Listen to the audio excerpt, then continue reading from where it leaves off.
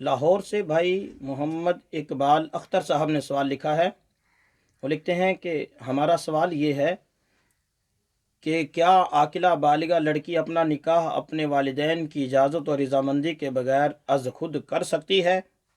اور اگر کسی لڑکی نے ایسا کر لیا ہو تو اب کیا حکم ہے؟ اقبال اختر۔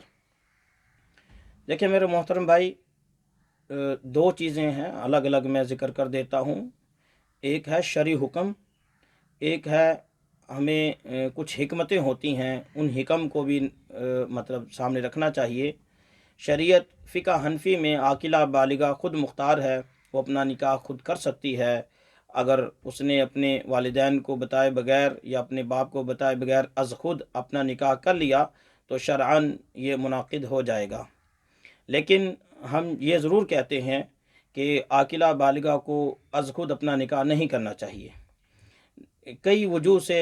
ایک تو وہ ناتجربہ کار ہوتی ہے، اس کو دھوکہ دینا آسان ہے، جس سے وہ نکاح کر رہی ہے پتہ نہیں وہ کیسا شخص ہے، اس کو کیسی اس نے دھوکہ دہی دی ہے۔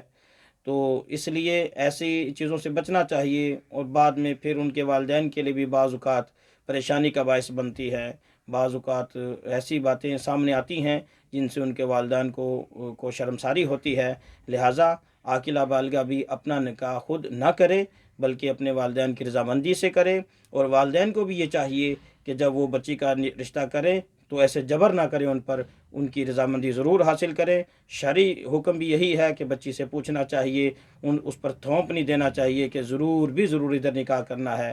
اگر بچی کسی جگہ پہ راضی نہ ہو تو وہاں ہرگز نکاح نہ کیا جائے کہ اس عمل میں بڑی ہی خیر ہے۔ اور بچیوں کو بھی یہ چاہیے کہ اپنا نکاح اس طرح خود نہ کریں، یہ طریقہ درست نہیں ہے، یہ طریقہ اچھا نہیں ہے۔ اگرچہ نکاح منعقد ہو جائے گا لیکن بعض اوقات بلکہ اکثر اوقات ایسے معاملات جو ہے وہ بعد میں پریشانی کا باعث بنتے ہیں، بعد میں پریشانی سامنے آتی ہے، تو اس لیے ایسا نہ کیا جائے۔